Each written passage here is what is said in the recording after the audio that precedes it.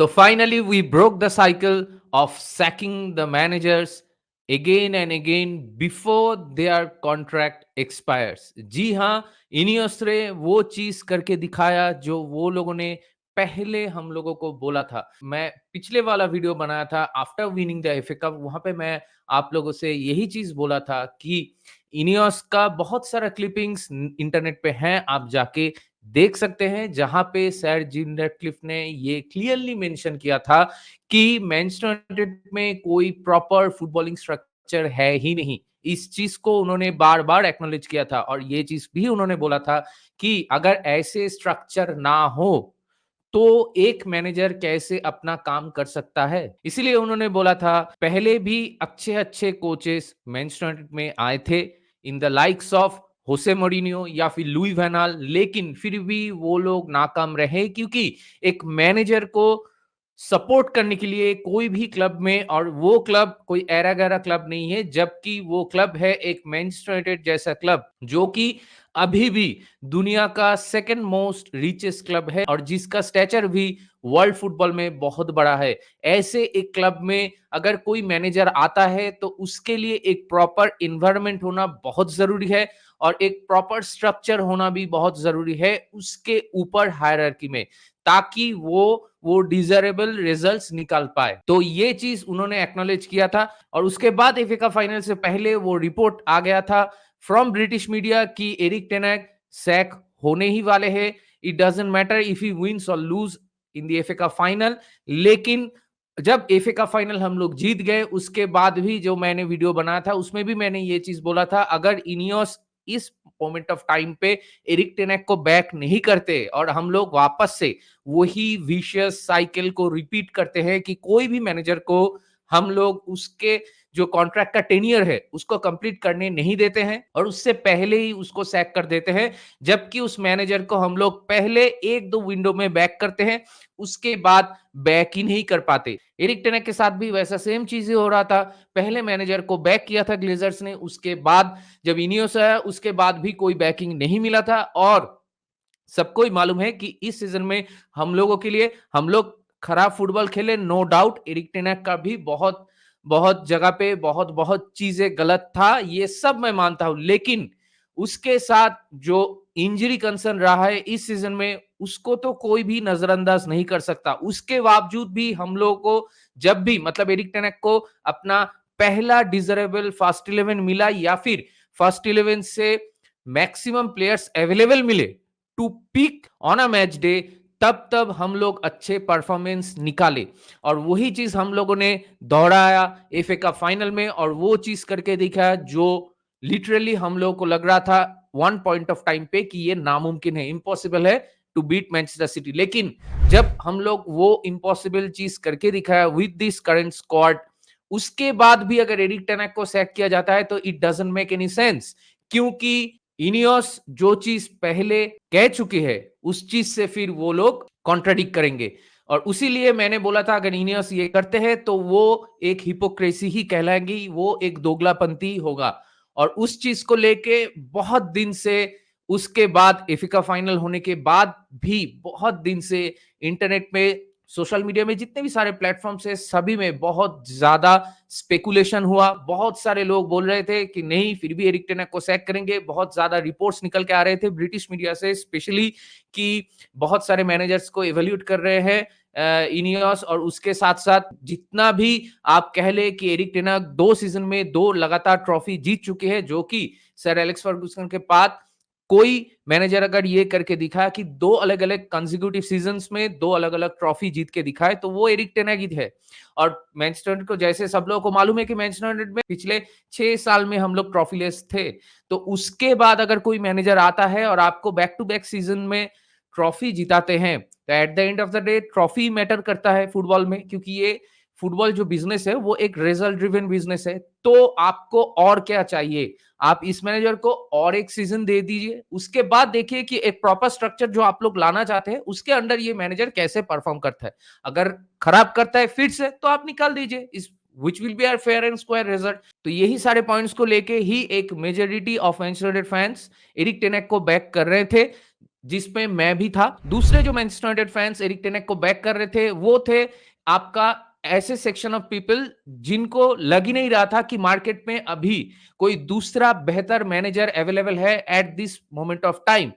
इसीलिए वो लोग एरिक टेन हैग को बैक कर रहे थे। तो ओवरऑल अगर देखा जाए 70 to 75% people were behind the manager for their own different different reasons, और बाकी के लोग बोल रहे थे नहीं फिर भी एरिक टेन हैग को सैक करना चाहिए क्योंकि लीग में हम लोग 8 पोजीशन में फिनिश किए हैं। तो मैं वही चीज बोल रहा हूं कि लीग में हो ही सकता है कि आपका एक सीजन खराब हो, इसलिए आप उस एक सीजन के बेसिस पे मैनेजर को एकदम ही जज करके मैनेजर को निकाल नहीं सकते। क्योंकि अगर वही चीज आप कंसीडर कर रहे हो तो पिछले वाले सीजन में जब हम लोग अच्छा करे थे तो उस सीजन को भी आपको कंसीडर करना होगा। तो ये दोनों सीजन जहां पे हम लोग एक अच्छा किए और दूसरे सीजन जहां पे हम लोग खराब किए कंपैरेटिवली, तो इन दोनों सीजन एक दूसरे को कैंसिल आउट कर देती है। रिगार्डलेस हम लोग फिर भी 2 सीजन में हम लोग 2 ट्रॉफी जीत चुके हैं। तो इसके बाद एरिक टेन हैग को फायर करना एक मतलब बहुत ही एक नॉनसेंसिबल डिसीजन होता फ्रॉम इनियस, और वही चीज हम लोगों को इनियस से नहीं देखने को मिला। For the first time in Manchester United history after sir Alex Ferguson era हम लोग को ये चीज पहली बार देखने को मिला कि मैनचेस्टर यूनाइटेड का बोर्ड एक मैनेजर को बैक कर रहा है और उसी के साथ साथ वो मैनेजर को एक नया कॉन्ट्रैक्ट एक्सटेंशन भी दे रहे हैं, जहां पे वो लोग क्लियरली ये चीज मेंशन करेंगे कि एरिक टेन हैग के ऊपर से बहुत सारा प्रेशर हम लोगों में डिस्ट्रीब्यूट करना चाहिए और इसीलिए हर एक पोजीशन में एक डिजायरेबल कैंडिडेट वो लोगों ने अपॉइंट किया है या फिर करने वाले हैं। और उसके साथ आपका एक प्रॉपर हायरार्की होगा जहां पे बहुत सारे डिसीजंस जो अभी तक मैनचेस्टर यूनाइटेड में एरिक टेन हैग के ऊपर था वो सारी चीज अभी एरिक टेन हैग के ऊपर से चले जाएंगे, और उसके साथ साथ एरिक टेन हैग को एक प्रॉपर हेड कोच का रोल मिलेगा, जो कि मेरे ख्याल से कुछ हद तक सही भी है। क्योंकि अगर देखिए मैनेजर के ऊपर ज्यादा पावर्स रहता है, ज्यादा से रहता है इन ट्रांसफर मार्केट्स, तो क्या प्रॉब्लम हो सकता है, वो हो सकता है कि मैनेजर्स एक पर्टिकुलर प्लेयर को ही बोलेंगे कि यही प्लेयर मुझे चाहिए नो मैटर व्हाट,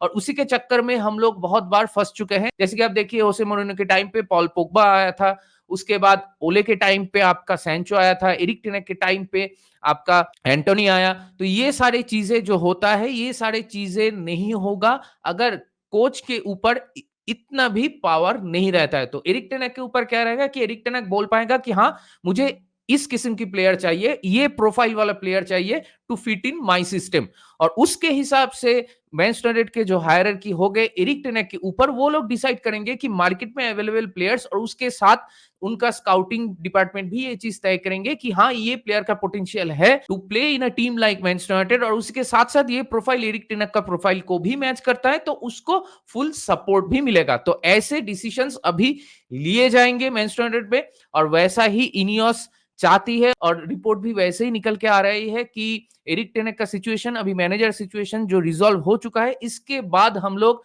प्लेयर को बेचेंगे, बहुत सारे प्लेयर्स को बेचेंगे, और हर पोजीशन में एरिक टेन हैग के मुताबिक स्क्वाड को रिबिल्ड करने के लिए जो जो चीजें चाहिए होता है सपोर्ट के तौर पे वो चीज अभी इनियोस करेंगे एरिक टेन हैग के साथ। मतलब मोटा मोटी एरिक टेन हैग को वो लोग बैक करेंगे। तो जितने भी सारे रिपोर्ट्स पिछले 2-3 हफ्ते से चल रहे थे ब्रिटिश मीडिया के थ्रू, और बहुत सारे क्रिएटर्स भी थे और बहुत सारे ऐसे भी लोग थे जो लोग अपने अपने एजेंडास रन कर रहे थे सोशल मीडिया में, ये सब लोगों को ही मालूम है कि अगर आप मैनचेस्टर यूनाइटेड के ऊपर बात करेंगे तो आपको ज्यादा एंगेजमेंट मिलेगा, ज्यादा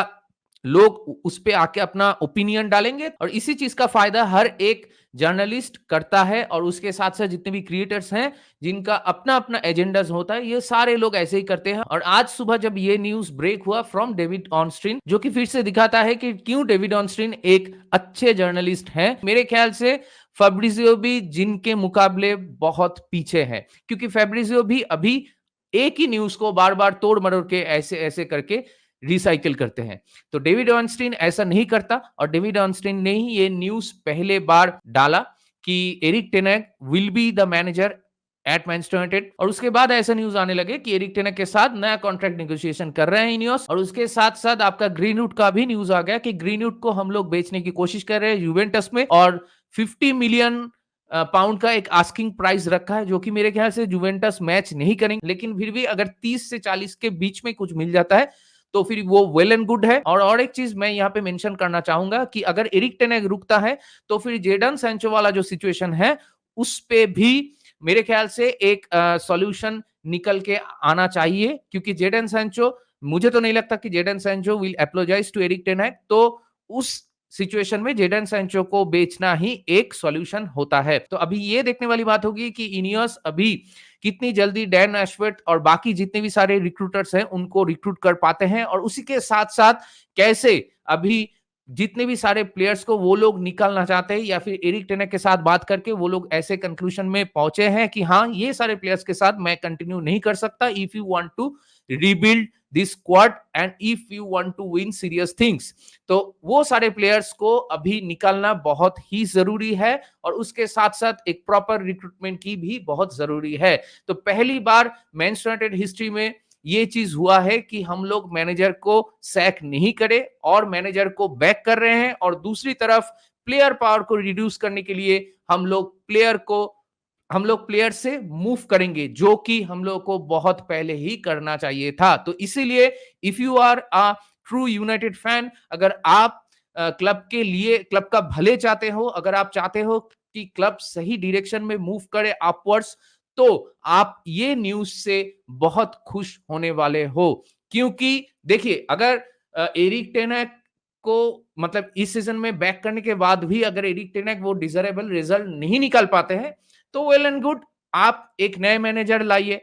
बाय दैट टाइम मेरे ख्याल से कुछ कुछ मैनेजर फिर से अवेलेबल होंगे जो कि एरिक टेन हैग से बेहतर हो सकता है। ऐसा अगर इनियोस को लगता है तो इनियोस वो चीज कर सकता है, और उस टाइम पे जो फैन का जो बैकलैश है वो भी नहीं मिलेगा, क्योंकि फैंस भी बोलेंगे कि हाँ, अभी हम लोग मैनेजर को और एक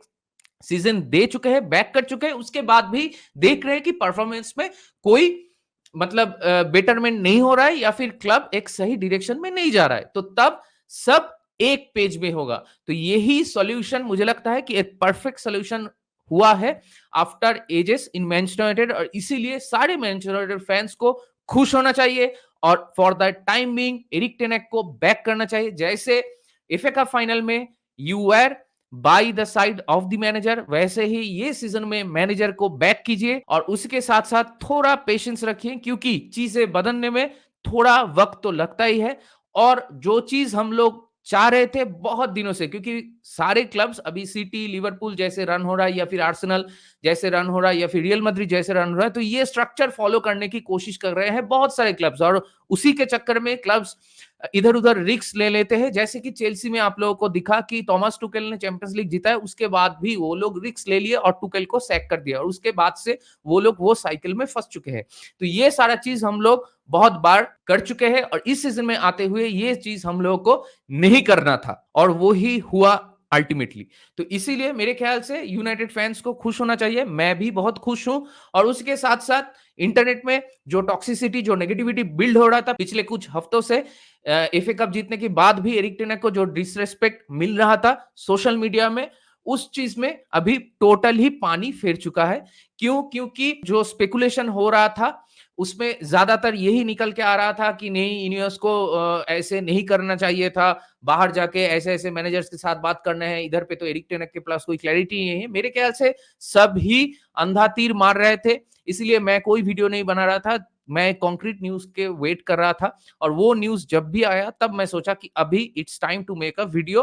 और इसीलिए मैं ये वीडियो बना रहा हूं, क्योंकि एरिक टेन हैग के साथ ही मुझे लगता है इनियोस ने पहले भी बहुत बार मीटिंग कर चुका था। वो चीज एरिक टेन हैग ने बोला था before FA cup final and after winning the FA cup final. मेरे ख्याल से वो लोग एरिक टेन हैग को ये चीज कम्युनिकेट करके रखे थे कि देखिए, आपका तो एवोल्यूट होगा, जो पूरा सीजन का जो प्रोग्रेस हुआ है या नहीं हुआ है, क्या क्या है, वो सारे पॉइंट्स पे हम लोग विचार करेंगे। और उसके साथ साथ हम लोग एक नया मैनेजर चाह रहे थे, हम लोग के सिस्टम में सूटेबल हो, इसलिए तो हम लोग बाहर भी मैनेजर एवेल्युएट करेंगे। तो सारे मैनेजर्स एवेल्युएट करने के बाद अगर हम लोग को लगता है कि नहीं, आप ही प्रॉपर कैंडिडेट हो, तो हम लोग वापस से आपको अपॉइंट करेंगे। मेरे ख्याल से ऐसा ही कुछ हुआ होगा बिहाइंड द सीन्स, जो किसी को नहीं पता था, और इसीलिए इतना ज्यादा चिल्लम चिल्ली हो रहा था सोशल मीडिया में। और उसी के साथ साथ मेरे ख्याल से बाहर में जितने भी सारे मैनेजर्स थे, उन सारे मैनेजर्स को एवेल्युएट करने के बाद इनियोस को भी पता चल गया कि नहीं, कोई भी मैनेजर अभी करंट सिचुएशन में ऐसे नहीं है जिनका स्टैचर या फिर जिनका पोटेंशियल या फिर जिनका मैनेजरियल मैनेजमेंट, वो आपका मैन मैनेजमेंट, वो आपका एरिक टेन हैग से बेहतर है, क्योंकि एरिक टेन हैग के फेवर में और एक चीज था कि एरिक टेन हैग मैनचेस्टर यूनाइटेड के एकेडमी को, यूथ को बहुत अच्छी तरह से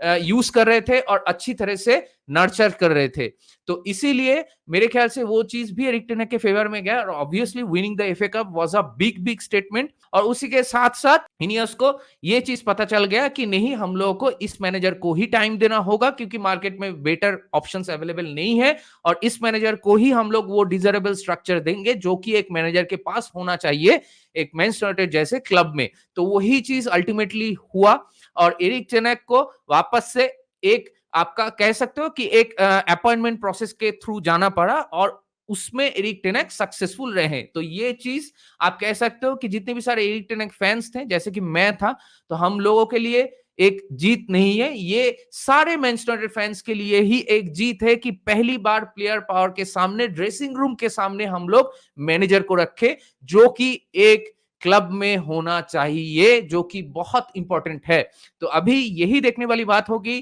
कि मैनेजर सिचुएशन जब हम लोग सॉल्व कर चुके हैं, क्रूशल क्रूशल ट्रांसफर विंडो आने वाला है, क्योंकि सबको मालूम है चेल्सी के पास नया मैनेजर आ चुका है, लिवरपूल के पास नया मैनेजर आ चुका है, और आर्सेनल और मैनचेस्टर सिटी तो वैसे ही हम लोगों से बहुत आगे है। तो इस टाइम पे आप फिर से मैनेजर सेट करके वो ही साइकिल रिपीट अगर करते, तो आप फिर से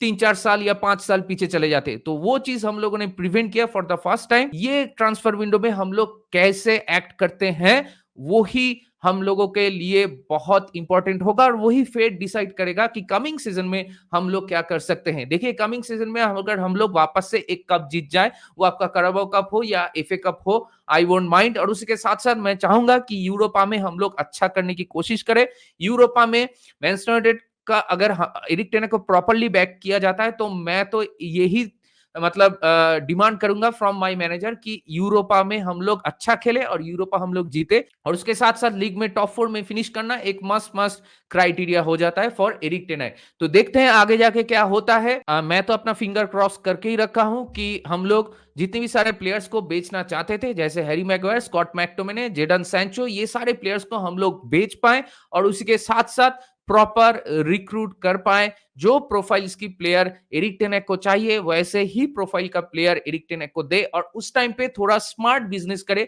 ऐसे उटपटांग वेजेस मत दे कि फ्यूचर में अगर वो प्लेयर फ्लॉप हो जाता है, तो हम लोग वो प्लेयर से मूव ऑन नहीं कर पाते या फिर बेच नहीं पाते, क्योंकि दूसरे क्लब्स वो सैलरी मैच नहीं कर पाता। तो ये सारी चीजें में अभी लगता है कि इनियोस थोड़ा थोड़ा बहुत कुछ ना कुछ सही करेंगे, क्योंकि वो लोग आने के बाद से जो जो चीज अभी तक वो लोग बोलते हुए आ रहे हैं, वो लोग अभी वो चीज कर भी रहे हैं। इनियोस को मुझे मालूम है कि पिछले कुछ कुछ हफ्तों में जब एरिक टेन हैग का सैकिंग को लेके इतना ज्यादा स्पेकुलेशन चल रहा था, तो बहुत सारे लोग इनियोस को भी गाली दे रहे थे। तो मेरे ख्याल से आप लोग फिर से, पेशेंस इज द की, तो पेशेंस को बरकरार रखिए, इनियोस को और टाइम दीजिए, और मैनेजर को भी थोड़ा टाइम दीजिए। उसके बाद अगले सीजन में हम लोग क्या कर पाते हैं, उसके बाद जितने भी सारे कंप्लेन्स हैं या कंसर्न्स है, उसको हम लोग वापस से